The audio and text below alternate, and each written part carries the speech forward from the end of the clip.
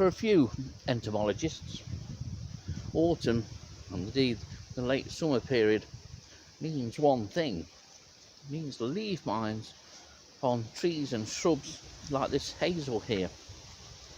If you've never got into leaf mines before, you needn't be frightened, because it's not really that difficult subject. And what's more, many records of any leaf miners that you find in your county will likely put an extra dot or a square on the county map. They're very much under-recorded, and yet they shouldn't be.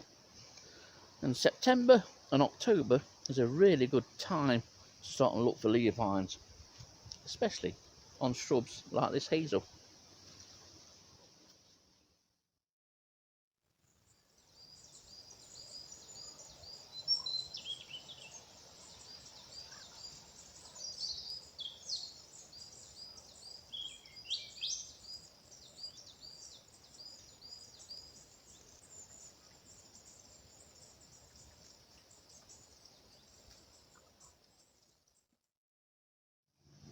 Now, the reason why I suggest starting with a shrub like hazel is that when it comes to identifying the mines found on this shrub, you're limited to a choice of about half a dozen species.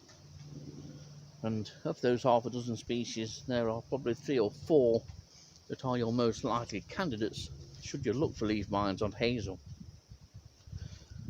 And on this particular hazel here in the centre of Lown Wood near Eakring, there are 3, possibly 4 species that are easily identified.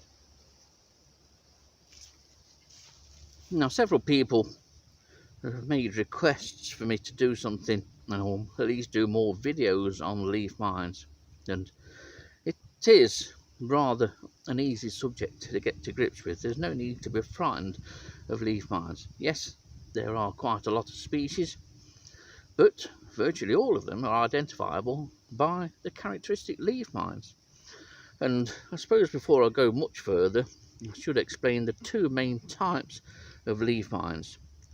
You have blotch mines such as this. This is an obvious blotch, but this is an upper surface blotch mine. There's no evidence of it underneath. The lava that is inside here is just tucked underneath that top layer of the leaf. It's amazing how these small larvae that have a squashed appearance live within the confines of a leaf as thin as that. That's an upper surface blotch mine. You then have undersurface blotch mines. Now, blotch mines can take different forms. They can be sort of largely roundish and oval like that one, and indeed that one is also quite silvery, and they can be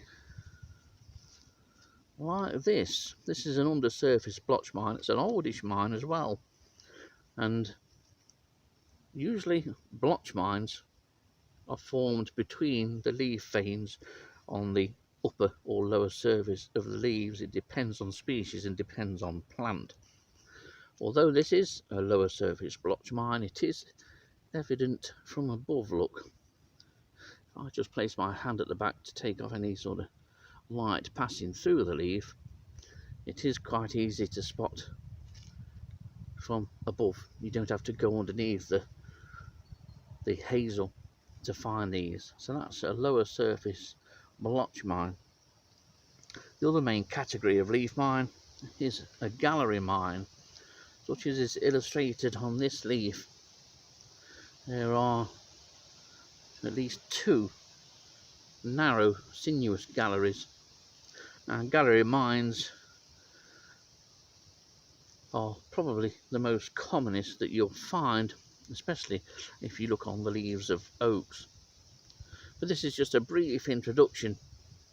But most gallery mines are found on the upper surface of the leaf, so they're very easy to spot when you approach any tree or shrub.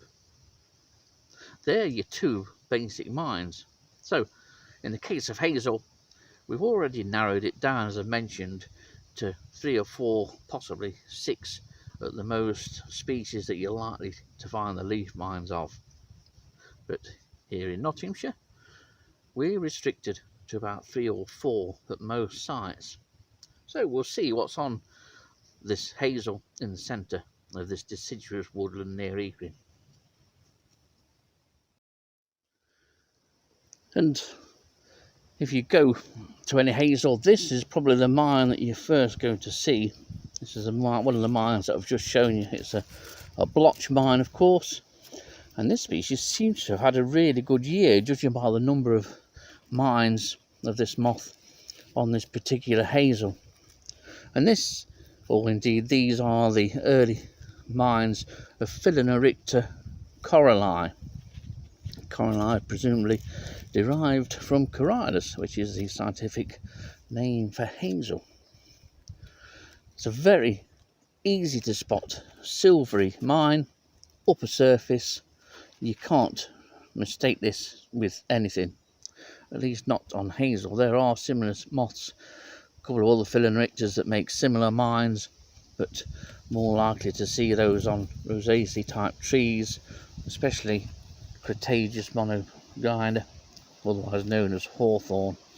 But for hazel, we're looking at one species that makes this kind of mine, and that's Phylloneurecta coralli. Now, I've never seen the mines present in such numbers as there are just about me here on the 3 hazels that's in the middle of this wood. So conditions have obviously been well suited to breeding Phylloneurecta coralli in 2022. One of the few moths that seems to have had a good year. So that's our first leaf mine. So I'm going to show you another blotch mine now, but it's a different type, it's a different species obviously.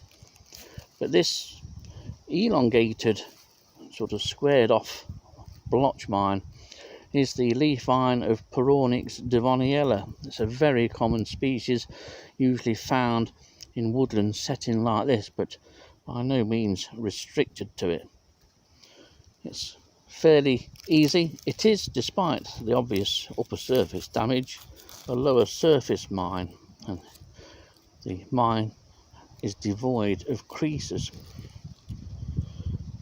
It's very easy to identify, but once the larva has mined the leaf, it then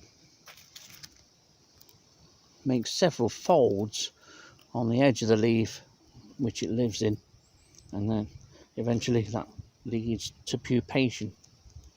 But you can look for these folds. Other species will make folds on the leaves, especially all the Tortrix caterpillars. That's easiest identified by the leaf mine.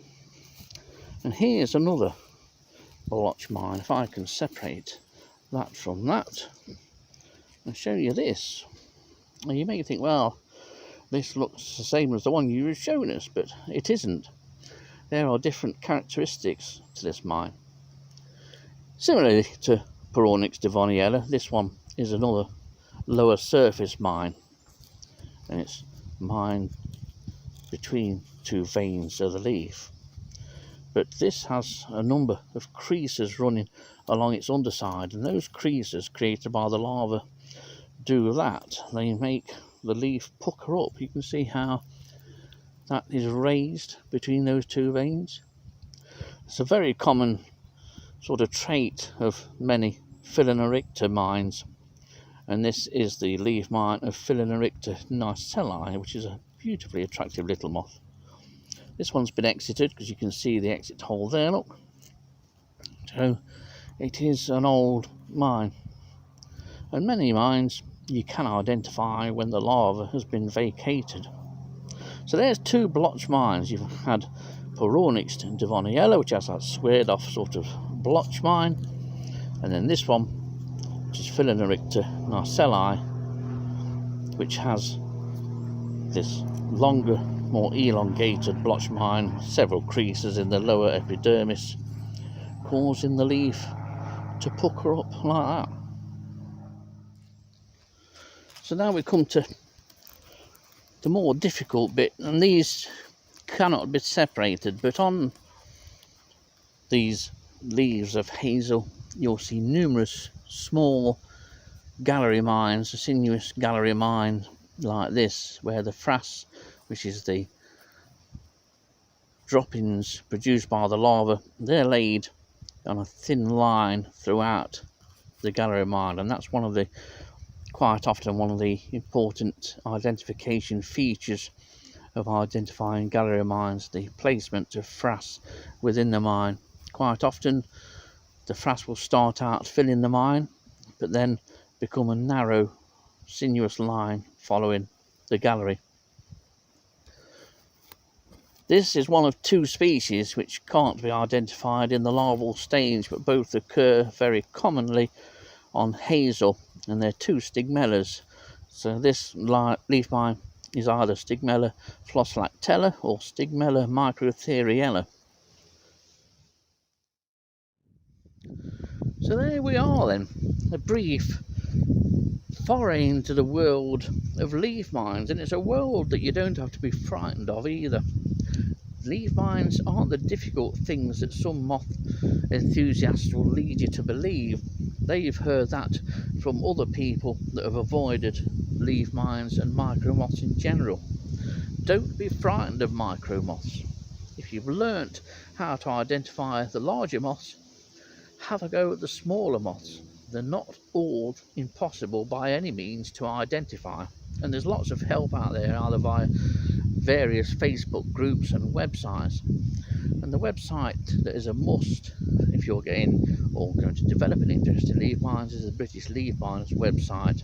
There you'll find a key to the various species, and the keys are done on a plant basis as well, so you can select what plant you want, whether it be oak, elm, ash, or in this instance hazel. The keys are very simple to use, don't be frightened of them. But as I've said before, I've said for years, don't be afraid of micro moths. They aren't the impossible creatures that people perceive them to be. The one thing you need to do when you are sort of delving into leaf mines, take the leaf off the tree, take it home with you. If you can, hold it against a light, to a lighted window or an indoor light, and photograph it. That way it will help you see the features of the leaf mine a lot easier. If you're looking at a gallery mine, you'll be able to see the placement and dispersal of the frass, whether it fills the mine or whether it's a linear line of frass that follows the shape of the mine. And some leaf mines that you take will have larva in them. But don't be frightened of that, because once you've identified your mine, and you can use larval features to identify many species, just put the mine outside somewhere safe and that larva will continue its development. So don't be frightened of leaf mines. They're absolutely great, and as I mentioned earlier on in this video, you can add many records to your county's database. Chances are that your county will welcome more records of leaf miners, because for years they've always been rather neglected amongst entomologists, and neglected for no good reason.